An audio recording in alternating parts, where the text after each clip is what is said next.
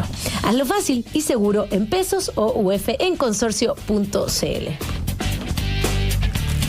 Bueno, vamos a seguir en nuestra conversación. Hay varias cosas pasando en paralelo y una de ellas es lo que está pasando en la región de Valparaíso después de los mega incendios. Vemos como esto va avanzando poco a poco. De hecho, por ejemplo, el Jardín Botánico de Viña del Mar anuncia que va a reabrir gradualmente.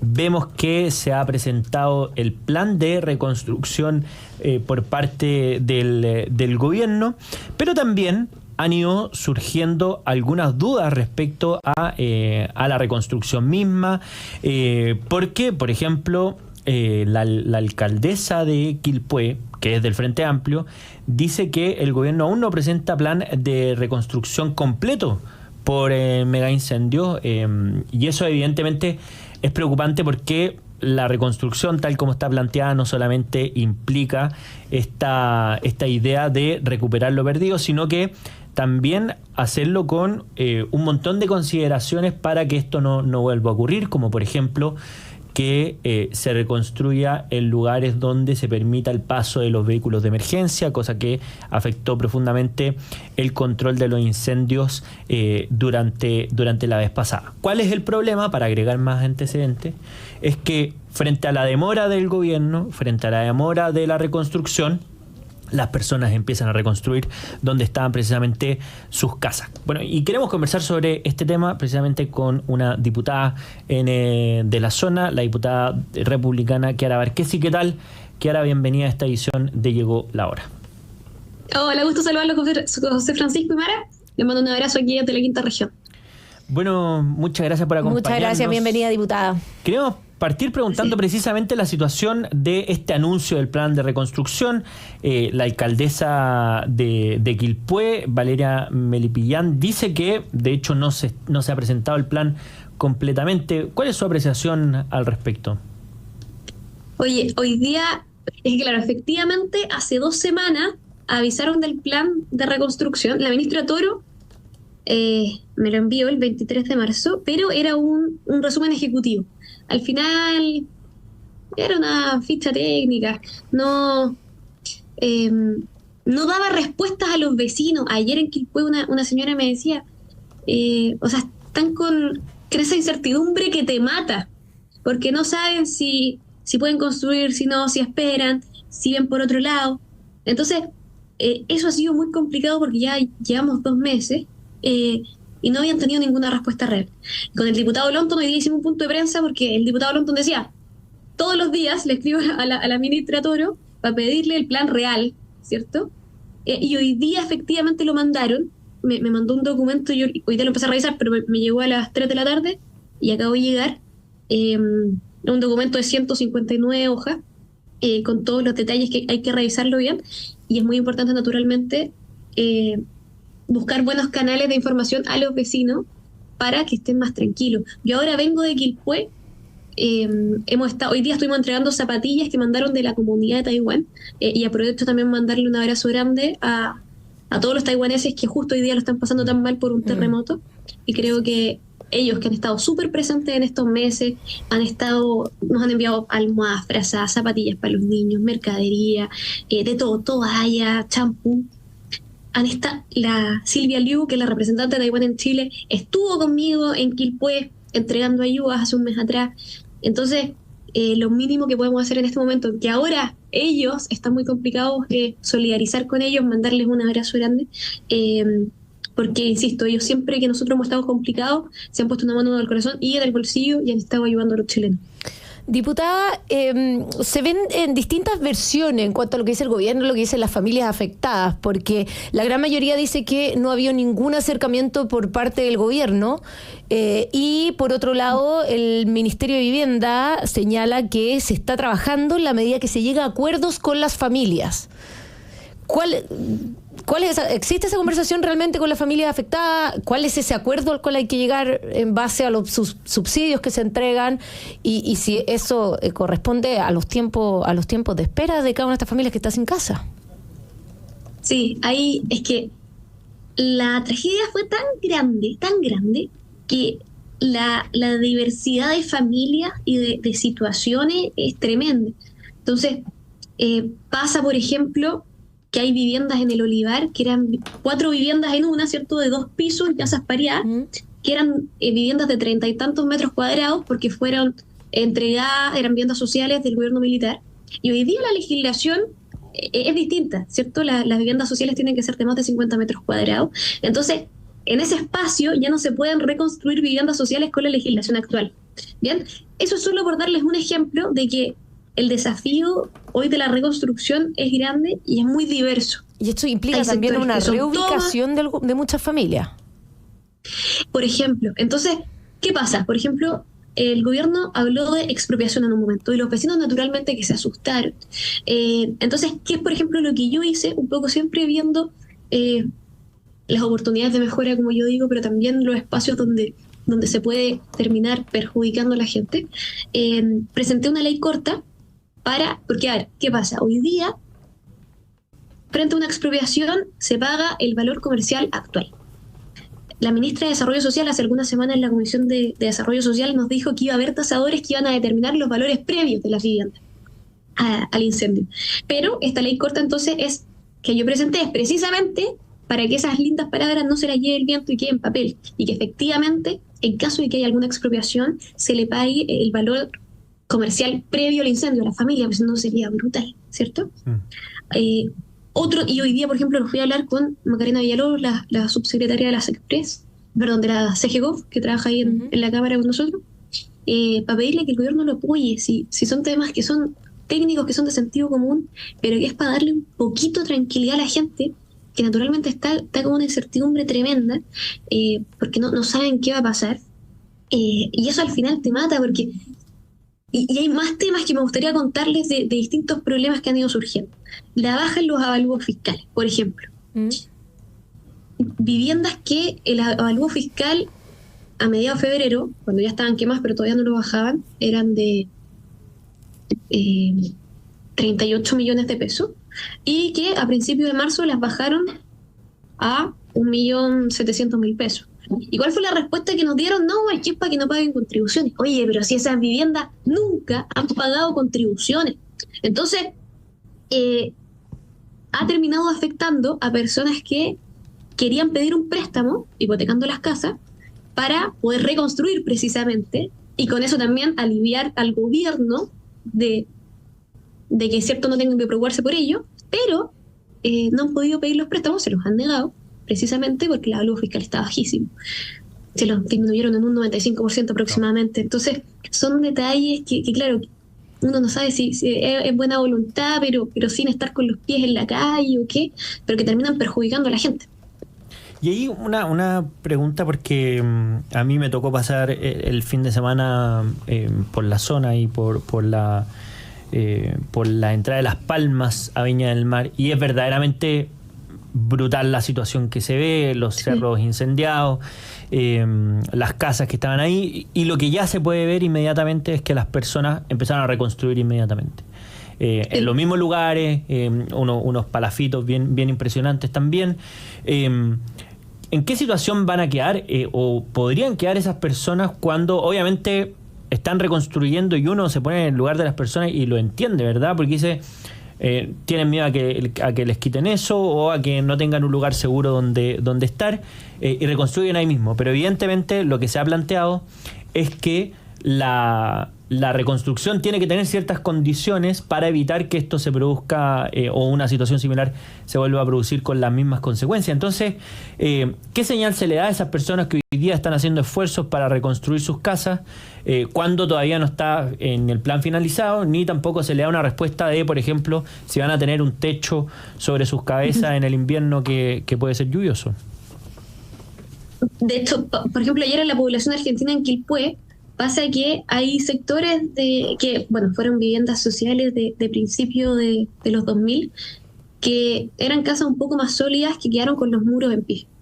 Y todavía están esperando a la DOM, a la Dirección de Obras Municipales de Quilpué, a que les diga si tienen o no que demoler la casa, y con eso ver cómo solucionan.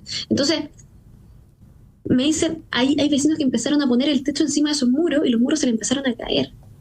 Y la plata que tuvieron que gastar también en intentar arreglar poniendo el techo, plata que podrían haber utilizado, ¿cierto?, para una reconstrucción como tiene que ser ahora. Entonces, se han demorado mucho.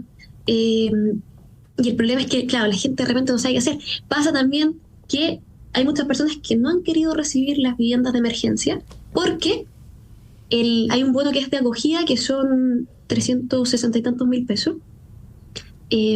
Son 10 UF mensuales. Hasta que la persona tenga vivienda provisoria o definitiva. Entonces hay mucha gente que ha decidido que no quieren recibir la vivienda de emergencia porque prefieren recibir esas 360 y tantos mil pesos.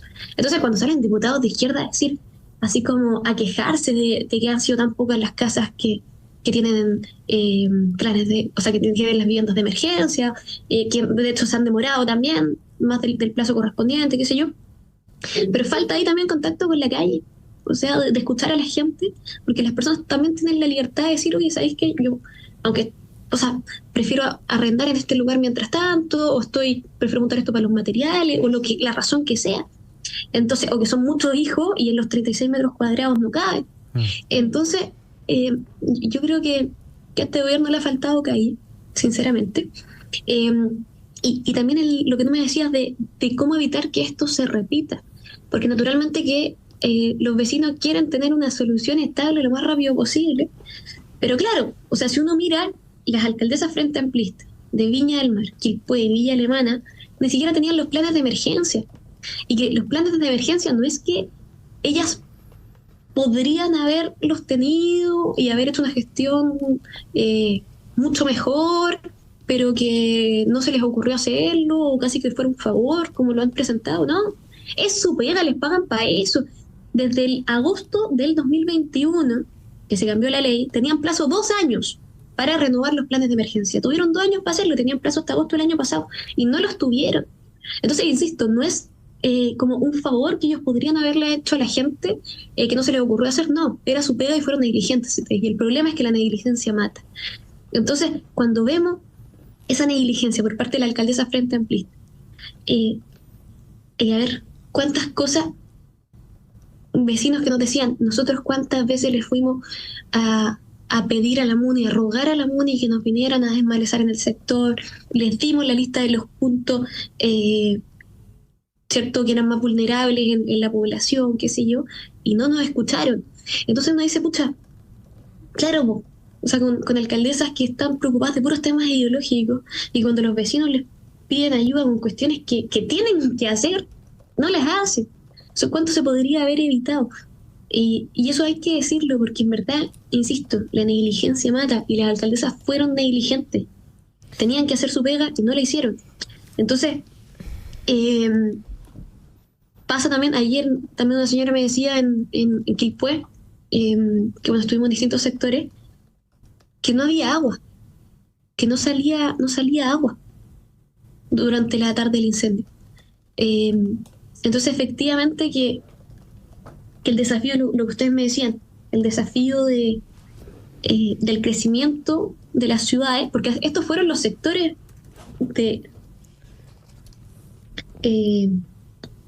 serían los sectores más del sur en Quilpué, porque venía por los cerros, entonces fue tomando los sectores que estaban en los bordes de las quebradas de los cerros, qué sé yo.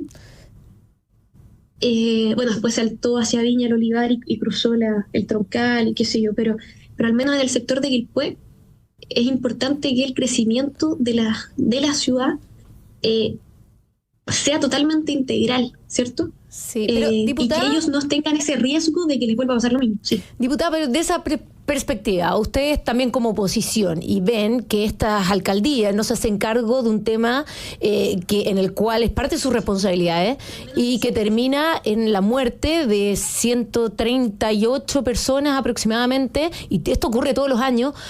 ¿Cómo se han planteado ustedes como oposición ponerle alguna responsabilidad política a los jefes comunales en cuanto a este tipo de situaciones para que no vuelvan a ocurrir o para que asuman una responsabilidad a nivel de organización, de liderazgo y, por supuesto, político?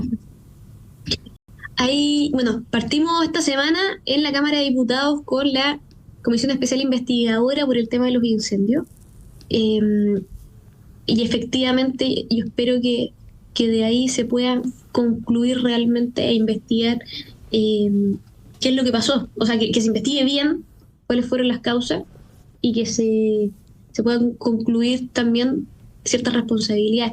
Hay personas, abogados de la zona, por ejemplo, que han tomado ciertas acciones, pero han sido en general más civiles que penales. Lo que pasó en el terremoto, las acciones penales no llegaron a ningún puerto. Las civiles sí, que puedan indemnizar a los vecinos conforme al mal, ¿cierto?, que recibieron.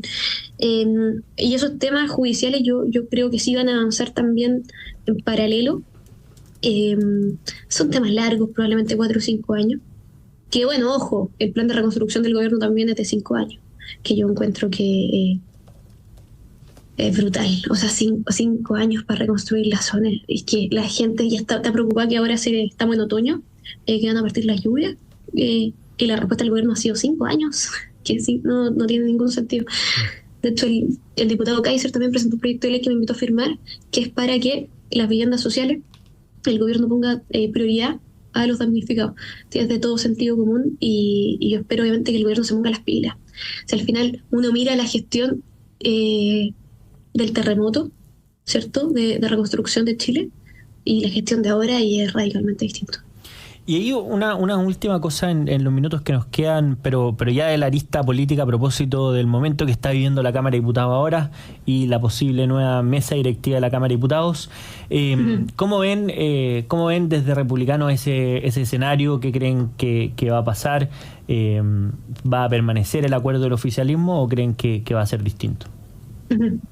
Mira, por amor a Chile, el objetivo es que no llegue el Partido Comunista a la presidencia de la mesa. O sea, totalmente. Al final el Partido Comunista, ¿cuándo se ha preocupado de los intereses de Chile? El Partido Comunista se preocupa de los intereses del Partido Comunista. Y quizás me voy a desviar un poco, pero es lo que pasa ahora que pasó con el cierre de Huachipato. O sea, los chinos hacen dumping, te revientan la industria de acero local, y el Partido Comunista que está metido en el gobierno, ¿por qué no pusieron las tasas arancelarias, como tantos países lo han hecho, especiales para acero chino? Para que no te revienten la industria acá, entendiendo que el acero es fundamental para la minería y para tantas otras áreas. Entonces, insisto, con el Partido Comunista metido en el gobierno como los tenemos hoy día a cargo de la Subsecretaría de Fuerzas Armadas, de Educación, de tantos temas que son clave, es difícil poder avanzar. Entonces, tenerlos más encima en la presidencia de la Cámara de Diputados, la verdad es que es un tremendo daño que le haremos a Chile. Y por lo mismo, la idea es buscar una persona que